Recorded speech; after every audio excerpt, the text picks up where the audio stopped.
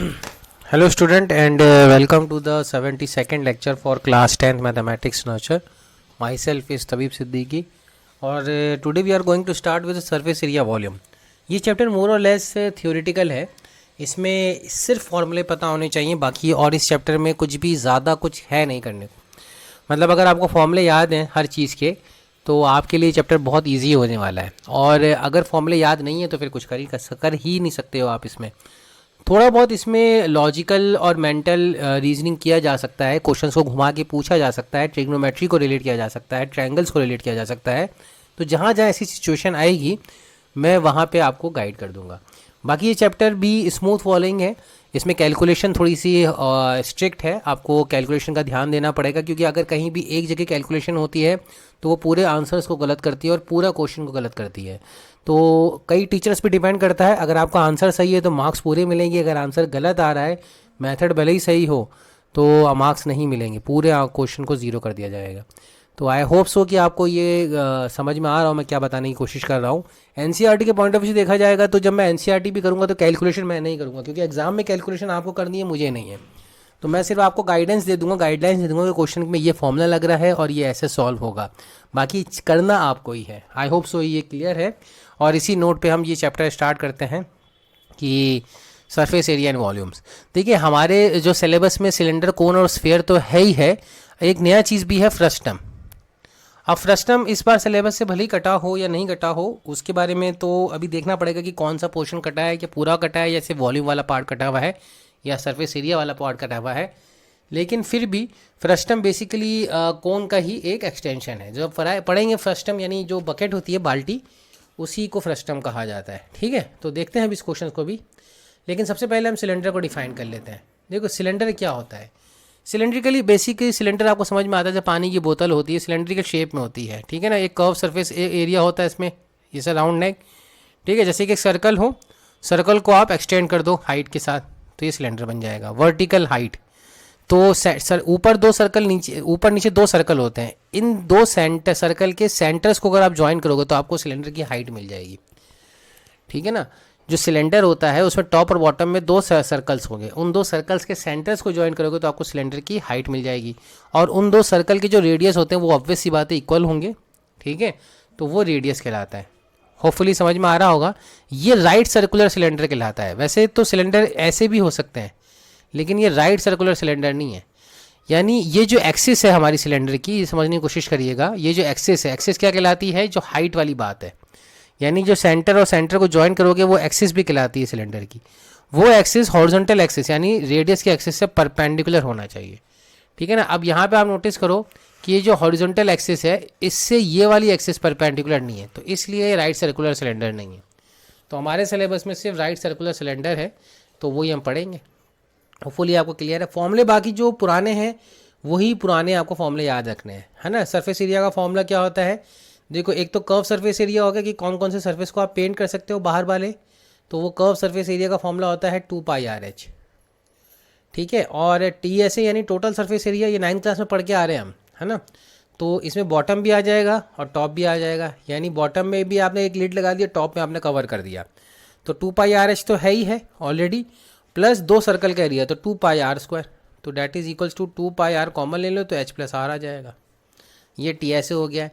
और वॉल्यूम कहते हैं कैपेसिटी को, है ना। एक तो सरफेस एरिया तो हो गया कि कितने एरिया को हम पेंट कर सकते हैं बाहर वाले सरफेस को, वॉल्यूम कैपेसिटी को कहेंगे। कैपेसिटी यानी इसमें कितना पानी डाला जा सकता है, कितनी मिट्टी भरी जा सकती है, तो वो होगी πr²h। ये सारे फॉर्मूले आपको याद करने हैं सिलेंडर के पॉइंट ऑफ व्यू से। अगर ये फॉर्मूले याद है तो सिलेंडर आपका खत्म, बस इतना ही है, ठीक है। समझ रहे हैं। तो ये फॉर्मूले यहाँ पे लिखे हुए हैं, ये आप अपनी कॉपी में नोट डाउन कर लीजिएगा और इसको ऐसे ही याद कर लीजिएगा, ठीक है। इसमें कुछ भी ज़्यादा एक्सप्लेनेशन वाली चीज़ ज़्यादा है नहीं, तो आपको फॉर्मूले याद ही करने हैं।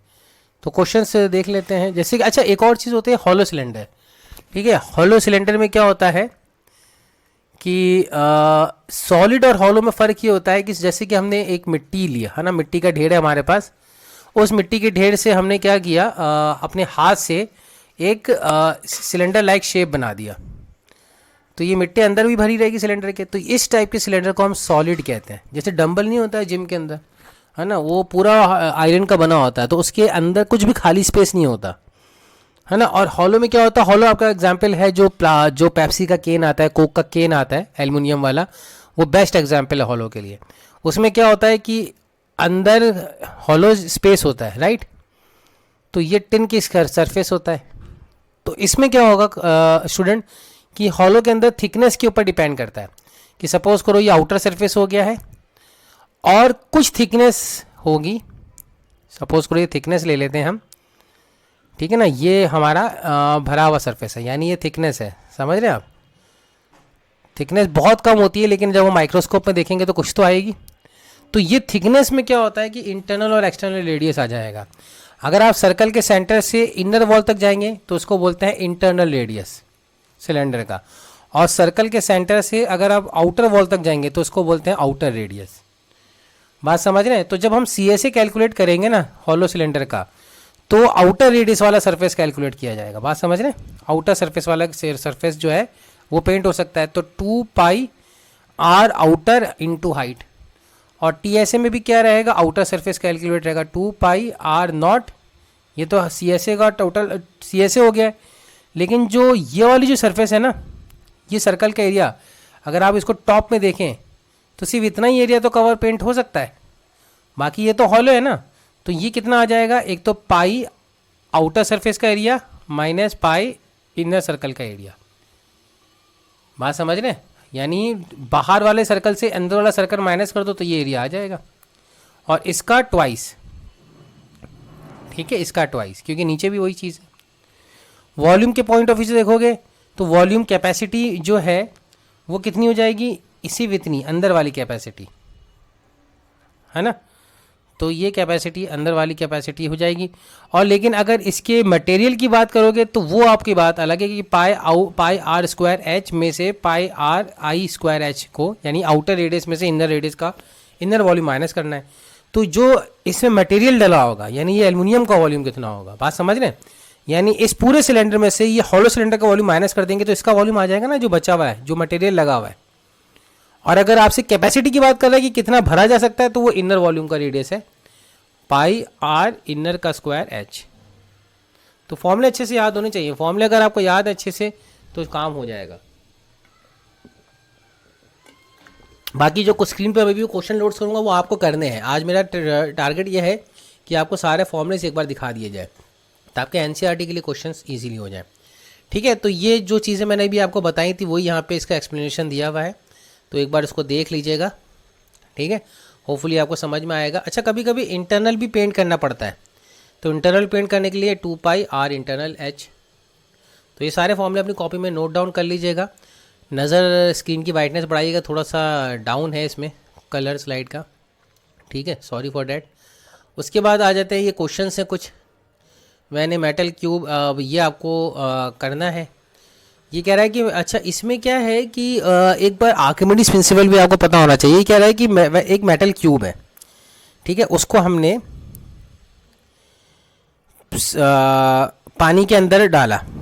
एक वेसल है जिसका डायमीटर है 30 सेंटीमीटर, ठीक है। तो ये कितना हो जाएगा, 15 centimetre,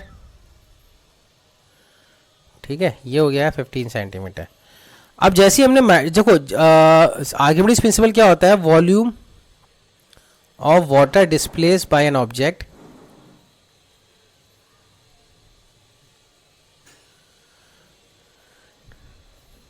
is equals to volume of submerged object। यह आर्किमिडीज प्रिंसिपल है। अगर नहीं पता है तो ये आपको लिख लेना है, याद कर लेना है। यानी अगर मैं, बात ध्यान से सुनना, कि मेरे पास एक कंटेनर है तो यहाँ पे आपने देखेंगे ये जो ऑब्जेक्ट है ना स्टूडेंट, रेड वाला ऑब्जेक्ट, इसको हमने पानी में डाला है।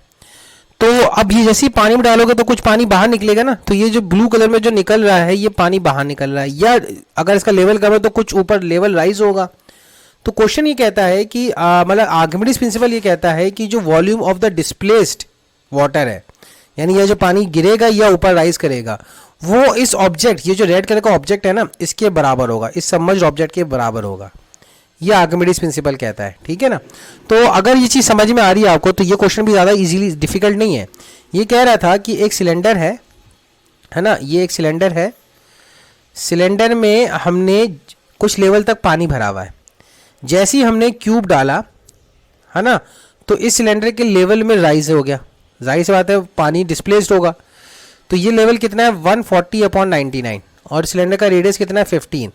तो ये जो वॉल्यूम है, वॉल्यूम ऑफ डिस्प्लेस, ये कितना आ जाएगा पाई आर स्क्वायर इंटू 140/99। ये volume of the displace water हो गया। ये वॉल्यूम किसके बराबर होगा स्टूडेंट? ये volume of the displaced object के बराबर होगा, जैसे सॉरी सबमर्ज्ड ऑब्जेक्ट के बराबर। और वो क्या हमारा क्यूब है, और क्यूब का वॉल्यूम आपको पता है कि एच का क्यूब होता है, ए इंटू ए, तो वहाँ से ए की वैल्यू निकल जाएगी। टोटल सरफेस एरिया 6a² होता है, ये 6a² भी निकल जाएगा। क्लियर है ये चीज़? तो ये इसका आंसर हो गया, ये सॉल्यूशन है, आप देख लीजिएगा, बिल्कुल सिंपल है। और कहीं दिक्कत है तो please tell me about that. Okay, next question पे आ जाते हैं। The find the volume of the largest cylinder, जो कि एक रेक्टेंगुलर पीस ऑफ शीट है, दिख रहा है 15/22 का। इसको इसके एज के अलॉन्ग, लॉन्गर साइड के अलॉन्ग क्या कर दिया, रोल कर दिया गया। यानी ये 22 साइड है ना, यानी 15 साइड वाली साइड को ऐसे रैप किया गया। रैप करते करते एक सिलेंडर बन जाएगा। तो जब वो सिलेंडर बनेगा स्टूडेंट, तो उसकी हाइट कितनी होगी? ऑब्वियस सी बात है इसी के बराबर होगी, 15 के बराबर। लेकिन जो इसका रेडियस होगा वो निकालना पड़ेगा हमें। रेडियस तो आ आएगा, लेकिन ये जो लेंथ बन रही है ना स्टूडेंट, ये लेंथ, ये रोल होके आई है। और किसको रोल किया हुआ है? 22 सेंटीमीटर वाली लेंथ को रोल किया गया है। तो जो सरकमफेरेंस होगा 2πr, वो किसके बराबर होना चाहिए? 22 के। तो यहाँ से रेडियस निकल जाएगा, ऑब्वियस सी बात है। तो रेडियस कितना आ जाएगा 7/2। The moment you got radius, तो वॉल्यूम निकल जाएगा, volume pi r square into height h। ये वॉल्यूम हो गया, ठीक है। तो ये सॉल्यूशन इसका देख लीजिएगा, कहीं कोई दिक्कत आए तो please contact me regarding that. अभी कह रहा है how many cubic metres of earth must be dug out to make a well 28 metre deeps and 2.8 metre in dia. तो सोचो कि ज़मीन है, ज़मीन को आपने खोदना स्टार्ट किया, कितने मीटर तक गए डेप्थ के? 28 मीटर। और डायामीटर कितना है? 2.8 मीटर। तो ये पूछ रहा है कि जब उसको खोदोगे तो मिट्टी बाहर निकालनी पड़ेगी ना खोदते खोदते, तो वो कितनी मीटर मिट्टी निकलेगी? जाहिर सी बात है जितना इस सिलेंडर, ये जो सिलेंडर बनेगा वेल का, जितना इस सिलेंडर का वॉल्यूम होगा उतनी मिट्टी बाहर आएगी, ठीक है ना, उतनी ही मिट्टी बाहर आएगी स्टूडेंट। तो ये मिट्टी का वॉल्यूम बस हमें निकालना है। तो वॉल्यूम कितना आ जाएगा? Volume is nothing but pi r कितना हो जाएगा? 2.8 डाया है तो 1.4 रेडियस और डेप्थ 28 दे रखिए, इतनी मिट्टी आएगी। Also find the cost of plastering it's inner surface. तो इनर सर्फेस यानी सर्फेस एरिया निकालना है सिर्फ CS है। तो इनर सर्फेस को प्लास्टरिंग करने के लिए कितना आएगा? 2πr, आर कितना है 1.4 और हाइट कितनी है 28। ये आंसर आ जाएगा। ये कैलकुलेशन आपको करनी है, ये मैं नहीं करूँगा, इसको सॉल्व कैसे करना है वो आपको करना है, ठीक है। नेक्स्ट क्वेश्चन है the height and the radius of the base of the cylinder are 3:1। यानी अगर रेडियस r है, ठीक है, रेडियस अगर सिलेंडर का r है तो हाइट कितनी हो जाएगी? 3r हो जाएगी, ठीक है। ये है हाइट इज टू रेडियस का रेशो। तो if it is volume is 1029 पाई, तो 1029 पाई अगर वॉल्यूम है तो टोटल सरफेस एरिया निकालना है। तो बहुत सिंपल क्वेश्चन हो गया, पाई आर स्क्वायर इंटू एच कर दो। तो यहाँ से आर क्यूब डिवाइडेड बाय 3 3 जा 9, 3 4 जा 12, 3 3 जा 9, तो आर कितना आ जाएगा 7। तो टोटल सरफेस एरिया कितना हो जाएगा? 2πr into H, that is H 3r है एच और प्लस r। तो ये आपका CSA हो गया, सॉरी TSA हो गया। क्वेश्चन देखो कैलकुलेशन इसी सिंपल इसलिए मैंने कर दी है। तो इसमें अगर कहीं भी कोई डाउट हो तो please tell me regarding that, otherwise ये क्वेश्चन बहुत सिंपल है, ठीक है। अच्छा, कन्वर्जन ऑफ सॉलिड का भी क्वेश्चन आता है कई बार। तो कन्वर्जन ऑफ सॉलिड का एक एग्जांपल है। कन्वर्जन ऑफ सॉलिड का मतलब क्या है कि आपके पास 1 किलो मिट्टी थी या कुछ वॉल्यूम मिट्टी थी, उससे आपने सिलेंडर बनाया, फिर इसको तोड़ दिया और इससे आपने कोन बना दिया या कोई और फिगर बना दिया। तो दोनों का क्या चीज़ सेम रहेगा? वॉल्यूम सेम रहेगा। क्यों? क्योंकि सेम क्वांटिटी से बनाया है ना, क्वांटिटी सेम है, कैपेसिटी सेम है। 1 किलो मिट्टी थी, उसी से आपने कोन बना दिया, उसी से आपने सिलेंडर बना दिया। तो क्या चीज़ सेम रहा? शेप सेम नहीं रहा, क्या चीज़ सेम रहा? क्वांटिटी, कैपेसिटी सेम रही। तो ये कन्वर्जन ऑफ सॉलिड होता है। तो 2 cylinder, one with diameter 60 and height 30 centimetre, other with radius 30 centimetre and height 60 centimetre, ठीक है, आर मेल्टेड। तो इन दोनों का वॉल्यूम पहले बराबर, इन दोनों का वॉल्यूम पहले ऐड करो, टोटल हमें मिलेगा कितना मटेरियल। तो पहले वाले से कितना मिलेगा? पाई आर 30 हो जाएगा और हाइट भी 30, और ना, और दूसरे वाले से भी कितना मिलेगा? पाई एडिशन किया, रेडियस 30 है और हाइट इस बार 60 हो जाएगी। तो इतना वॉल्यूम हमें मिल गया। इतने वॉल्यूम को हमने इस्तेमाल किया किसको क्या बनाने में, थर्ड सिलेंडर बनाने में, जिसकी हाइट 10 सेंटीमीटर है। ठीक है, तो उसका डायमीटर निकालना है। तो ये पाए पाए कैंसिल हो जाएगा, तो 30 का स्क्वायर इंटू 30 प्लस 30 का square into 60 is equals to r square into 10। तो ये कैलकुलेशन कर लेना, वैसे 30 का स्क्वायर कॉमन निकल जाएगा, 30 प्लस 60 90 आ जाएगा, ये आर स्क्वायर इंटू 10 आ जाएगा। तो ये 10 से 10 कैंसिल हो जाएगा, तो आर आ जाएगा 30 इंटू 9 का स्क्वायर 3, तो डैट इज़ 90 आ जाएगा। तो डायमीटर 180 हो जाएगा। सिंपल कैलकुलेशन है। ये कैलकुलेशन तो मैंने कर दी है क्योंकि मुझे इजी लग रही थी, आपको करनी है सारी calculation. Okay, two right circular cylinders have radius in the ratio of 3:5। ठीक है, दो रेडियस हैं, इनका रेडियस है 3:5। तो R1 को आप ले लो 3x, तो R2 कितना हो जाएगा 5x, और हाइट है उसकी 2y और हाइट 2 है 3y। तो find the ratio of the curve surface area. तो 2 पाई R1 इंटू H1 अपॉन 2 पाई R2 इंटू H2, तो कितना हो जाएगा 3 इंटू 5 नहीं 3 इंटू 2 अपॉन 5 इंटू 3, तो 2:5 रेशो आ जाएगा इसका। और वॉल्यूम में कितना आ जाएगा, R1 square into H1 upon R2 square into H2, पाए पाए कैंसिल हो जाएगा ना। तो R1 स्क्वायर हो जाएगा 9 इंटू H1 2, और ये हो जाएगा R2 स्क्वायर 25 इंटू H2 3, तो ये 3 3 9, तो 6 अपॉन 25, तो ये 6:25 हो जाएगा। ठीक है, तो कोई भी कैलकुलेशन अगर समझ में नहीं आ रही हो तो आप मुझे कांटेक्ट कर सकते हैं, लेकिन कैलकुलेशन तो आपको समझनी ही पड़ेगी, है ना। कैलकुलेशन आपको खुद करनी है स्टूडेंट, मुझे नहीं करनी है। फॉर्मूला तो बहुत सिंपल बेस्ड है। नेक्स्ट क्वेश्चन पे आते हैं। A metal cube of side 11 centimetre is completely submerged in water. ठीक है, सिलेंडर वेसल है, डायमीटर 28 सेंटीमीटर का। ठीक है, तो उसका रेडियस 14 हो जाएगा। अभी कह रहा है कि पानी का लेवल यहाँ तक था, जैसे ही हमने मेटल क्यूब को डाला, है ना, तो पानी का लेवल राइज कर गया। ठीक है, तो ये हो गया volume of the displace water. तो वो मान लेते हैं हम हाइट h हाइट तक राइज किया, तो वॉल्यूम डिस्प्लेस वाटर कितना हो जाएगा, पाई रेडियस का स्क्वायर इंटू हाइट, इतना राइज इन लेवल मान लेते हैं। ये किसके बराबर होगा, ये रेड ऑब्जेक्ट के बराबर होगा। तो रेड ऑब्जेक्ट क्या है, क्यूब है, तो 11 इंटू 11 इंटू 11, तो यहाँ से हाइट निकल जाएगी 1331 अपॉन पाई इंटू 14 का स्क्वायर। कैलकुलेट कर लेना, कैलकुलेशन आपको करनी है। ये सब आर्किमिडीज प्रिंसिपल के ऊपर क्वेश्चन था। ठीक है, अब आ जाते हैं कोन की तरफ। कोन क्या होता है, कोन आपने वो जोकर वाली कैप है वो देखी होगी, या सॉफ्टी वाला कोन है वो देखा होगा, है ना। उसको तो हम कहते ही कोन है। आइसक्रीम पार्लर में जाते हैं तो कहते हैं कोन दे दो, आइसक्रीम कोन दे दिए। ठीक है, तो कोन बेसिकली होता क्या है कि इसका इस शेप का कुछ स्ट्रक्चर होता है और नीचे एक सर्कुलर बेस होता है। उस सर्कुलर बेस का एक रेडियस होगा, ऑब्वियस सी बात है। तो जो नीचे जो सर्कल है और कोन की जो वर्टेक्स है, ये कहलाता है वर्टेक्स। ठीक है, और ये एंगल कहलाता है कोन जो अपने दोनों स्लैंट हाइट, इसको बोलते हैं स्लैंट हाइट। स्लैंट है ना, इसलिए इसको स्लैंट हाइट बोला जाता है। तो जो कोन का वर्टेक्स है दोनों स्लैंट हाइट से जो एंगल बनाता है उसको बोलते हैं वर्टेक्स एंगल। ठीक है, और ये वर्टेक्स को अगर आप सर्कल के सेंटर से, नीचे वाले बॉटम वाले सर्कल के सेंटर से ज्वाइन कर दोगे, तो ये जो परपेंडिकुलर हाइट आएगी इसको बोलते हैं कोन की हाइट। ठीक है, और ये आपका राइट सर्कुलर कोन हो जाता है। बात समझ रहे हैं। तो स्लैंट हाइट को एल नाम दिया जाता है। तो अगर आप नोटिस करें तो ये ट्रायंगल एक राइट एंगल ट्रायंगल बन जाएगा, परपेंडिकुलर आ गया ना ए बी बी सी के।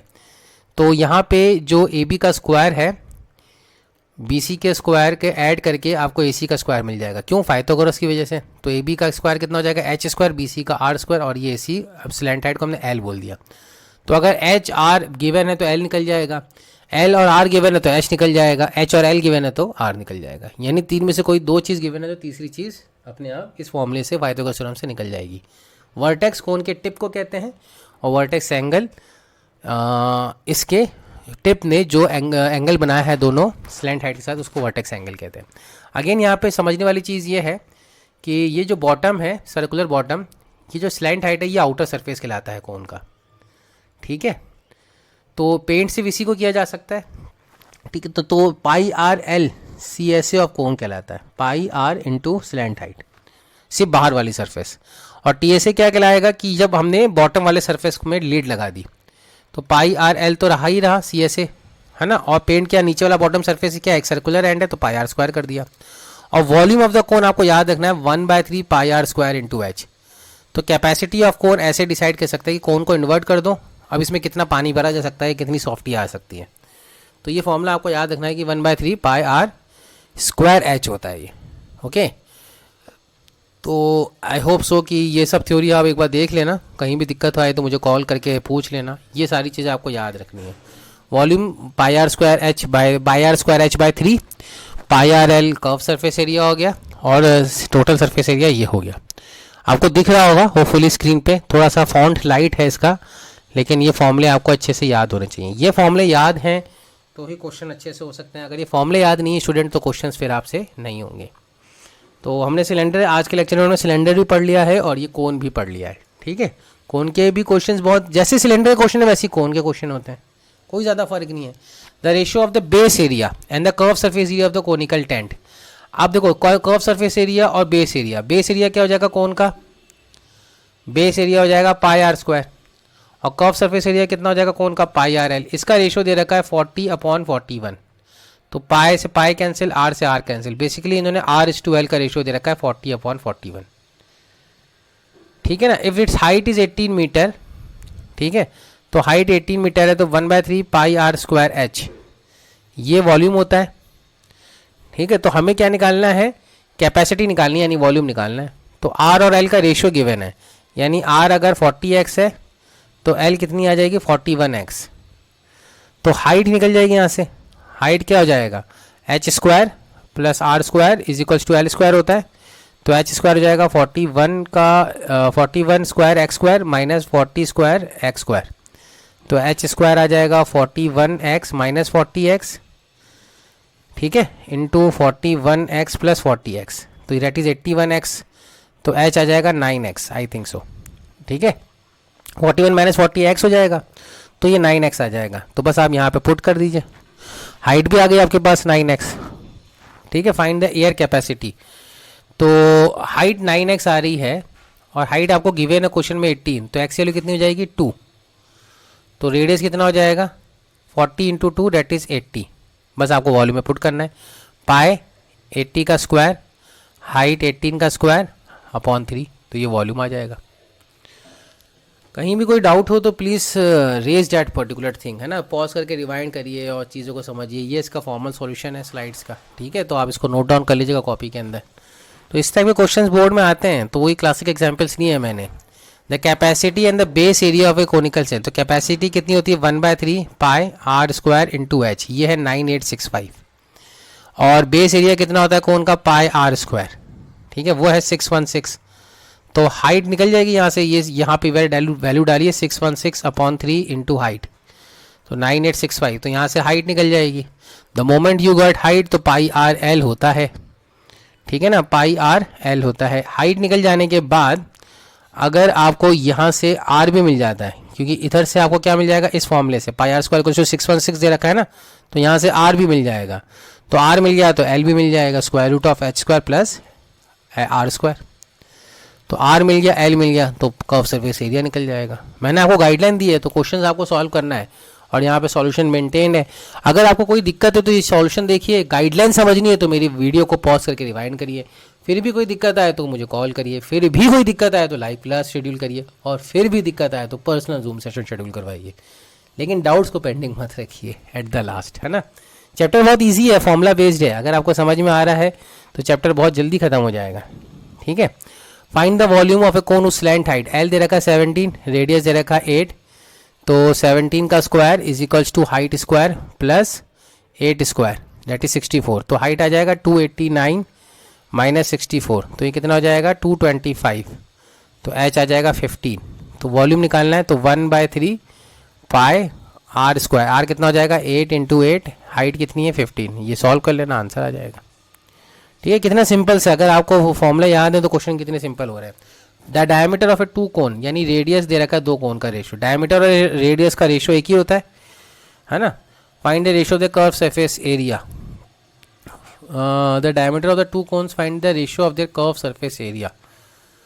कर्व सरफेस एरिया कैसे निकाल सकते हैं? एल तो अपने को गिवन ही नहीं है और हाइट भी अपने को गिवन नहीं है, तो आई थिंक ये क्वेश्चन इनकम्प्लीट है। 2 पाई आर एल होता है ना, तो बिना हाइट के अपन कैसे निकाल सकते हैं? तो ये क्वेश्चन में कुछ मिसिंग है। ओके, इस क्वेश्चन को अपन स्किप करते हैं। The curve surface area of one cone is twice that of other cone. तो जो कर्व सरफेस एरिया है पाई R1 L1 upon pi R2 L2, ये क्या है? अदर कोन के ट्वाइस में, यानी 2:1 के रेशो में है। The slant height of the latter, यानी नीचे वाले की स्लैंट हाइट L2 का है ना, और ट्वाइस ऑफ द अदर, तो नीचे वाले की जो स्लैंट हाइट है ट्वाइस ऑफ द फॉर्मर, पहले वाले के ट्वाइस है। ठीक है, तो यहाँ पे आप L1 अपॉन L2 पुट कर सकते हो 1/2, तो R1 अपॉन R2 आ जाएगा, L1 अपॉन L2 1/2 आ जाएगा, तो R1 अपॉन R2 का रेशो आ जाएगा 4/1। यहाँ से L1 अपॉन L2 की वैल्यू आ रही है ना 1/2, ठीक है ना, ये हमने उठा के यहाँ पे पुट कर दी, तो यहाँ से R1/R2 आ गया। Find the ratio of the radii, that is 4:1। Okay, a heap of wheat is in the form of a cone of diameter 16.8 and height 3.5. Find its volume. तो वॉल्यूम निकालना है, तो in the form of cone, तो 1/3 pi r कितना हो जाएगा? 8.4 radius है ना, और हाइट कितनी? 3.5। ये बस वॉल्यूम हो गया। How much cloth is required, तो सिर्फ कर्व सरफेस एरिया निकालना है, ये हीप के फॉर्म में है ना, तो इतना इसको कवर करने के लिए तो CSA निकालना है बस। तो पाई आर हमें 8.4 गिवन है, और एल निकालने के लिए हमने क्या किया? स्क्वायर रूट ऑफ हाइट का स्क्वायर और रेडियस का स्क्वायर को ऐड कर दिया। इसको कैलकुलेट कर लेना, यह आंसर दे देगा आपको। ठीक है, स्फीयर पे आ जाते हैं, और फिर हम लास्ट में हमारा टॉपिक फर्स्ट टाइम बचेगा। स्फीयर बॉल होता है, फुटबॉल बॉल देखिए, टेनिस बॉल देखिए, बस वही फुटबॉल स्फीयर होता है। तो स्फीयर में क्या होता है? 3 डायमेंशनल सर्कल होता है। इस सर्कल को अगर आप इसकी एक्सिस पे 360 डिग्री से रोटेट करेंगे तो जो फिगर मिलेगा ना आपको, वो स्फीयर होगा। यानी ये सर्कल दिख रहा है रेडियस आर का, इसको अगर आप 360 डिग्री से रोटेट कर देते हैं, है ना, तो ये रोटेशन में दिख रहा होगा आपको, ऐसे दिख जाएगा। तो ये जो फिगर मिलेगा, जो शेप मिलेगा, उसको हमने स्फीयर का नाम दे दिया। एक ही रेडियस होता है, तो उसमें CSA क्या हो जाएगा? सिर्फ बाहर वाले सरफेस को ऐड करना, तो वो हो जाएगा आपका I think 4 pi r square. ठीक है, और TSA भी 4 पाई आर स्क्वायर रहेगा, और वॉल्यूम इस सरफेस होता है 4/3 पाई आर क्यूब। ये इसका फॉर्मूला याद रखना है। और हेमिस्फेयर क्या होता है कि अगर मैंने इस हेमिस्फेयर को, बॉल को, यानी एप्पल को बीच से काट दो, तो कुछ इस टाइप का शेप नजर आएगा। ठीक है ना, हेमिस्फेयर। तो ये जो कुछ इस टाइप का स्फेयर शेप नजर आना एप्पल को बीच से काटने के बाद, तो वो हेमिस्फेयर कहलाता है। अभी भी रेडियस तो इसका आ रही है, लेकिन जो CSA है वो सिर्फ ये वाला पार्ट बचेगा, आउटर सरफेस। तो इसका अगर स्फेयर का 4 पाई आर स्क्वायर था, तो इसका आधे का कितना होगा? 2 पाई आर स्क्वायर। और TSA, अब ये ऊपर वाला टॉप सरफेस भी इंक्लूड हो जाएगा, that is pi r square, circular area है। तो 2 pi r square area plus pi r square circle का एरिया, तो ये TSA हो जाएगा 3 पाई आर स्क्वायर। यहाँ पर बस इतना फर्क है। और वॉल्यूम इसका आधा, तो ये 4/3 पाई आर क्यूब था, तो ये 2/3 पाई आर क्यूब होगा। सॉरी। तो ये आपको पता होना चाहिए, याद होना चाहिए। तो ये फॉर्मूलेज आपको अच्छे से याद होना चाहिए। A sphere is obtain on revolving a circle about any of the diametric axis. तो इस एक्सिस के कोई भी डायमीट्रिक एक्सिस के अक्रॉस स्फीयर को, सर्कल को रोटेट करिए, आपको स्फीयर मिल जाएगा। वॉल्यूम याद होना चाहिए, टोटल सरफेस एरिया याद होना चाहिए, यही CSA के बराबर होता है स्फीयर का, हेमिस्फीयर का नहीं, स्फीयर का। ये सारी चीज़ें आप क्लास 11th के अंदर, क्लास 9 के अंदर करते हुए आ रहे हो। ठीक है, तो आपको क्लियर होगा। अब हेमिस्फीयर क्या होता है? स्फेरिकल शेल वाला। स्फेरिकल शेल मतलब होता है कि हॉलो स्फीयर। तो इसमें एक इनर और आउटर रेडियस जैसा वाला कंसेप्ट था, वैसे ही आ जाएगा। एक रेडियस इन होगा, एक कैपिटल, आउटर सरफेस तक जाने वाला रेडियस को कैपिटल आर कहेंगे। तो बाहर वाले सरफेस का एरिया तो हमेशा CSA ही रहेगा, वो वही रहेगा 4 पाई आर स्क्वायर। और वॉल्यूम कितना हो जाएगा? बाहर वाले इस वॉल्यूम में से 4/3 पाई आर क्यूब में से आप अंदर वाला वॉल्यूम माइनस कर दें। ठीक है, अंदर वाला वॉल्यूम, तो ये जो सरफेस आएगा ना, ये वॉल्यूम बनेगा। ठीक है, अंदर वाली की कैपेसिटी निकालनी है, तो वो तो वही रहेगी 4/3 पाई आर क्यूब, इनर वाली कैपेसिटी। ठीक है, इतना आप इसको करके आइए। होपफुली आई थिंक हम नेक्स्ट क्लास में NCERT के क्वेश्चंस भी कर लेंगे। देखिए ये सब ये चीज़ें आपको यहाँ पे लिखी हुई हैं, तो इसको अपनी अपनी कॉपी में नोट डाउन कर लेना। हेमिस्फीयर भी डेफिनेशन डिफाइन कर दी है मैंने, सर्कल के किसी भी डायमीटर से एंड कर देंगे। ये वॉल्यूम का फॉर्मूला हो गया है, ये CSA TSA का फॉर्मूला हो गया है। तो होप सो आपको ये, if the surface area of the sphere is 616, वो कितना होता है 4 पाई r²। तो यहाँ से 616 के बराबर करिए, ठीक है। वहाँ से r की वैल्यू निकालिए, वॉल्यूम के अंदर r की वैल्यू पुट कर दिए, वॉल्यूम आ जाएगा। तो आज की क्लास हम यहीं स्टॉप करते हैं। नेक्स्ट क्लास में हम NCERT के क्वेश्चंस करेंगे, ये चैप्टर को के क्वेश्चंस को स्टार्ट करेंगे। फिनिश तो नहीं हो पाएगा, NCERT में काफ़ी क्वेश्चंस हैं। तो ये चैप्टर की थ्योरी मैं यहाँ पे फिनिश करता हूँ फ्रस्टम को छोड़ के। फ्रस्टम, जब हम फ्रस्टम के क्वेश्चंस आएंगे तो ही हम उस फ्रस्टम को टॉपिक को छेड़ेंगे। ओके, तो thank you for listening and take care, bye.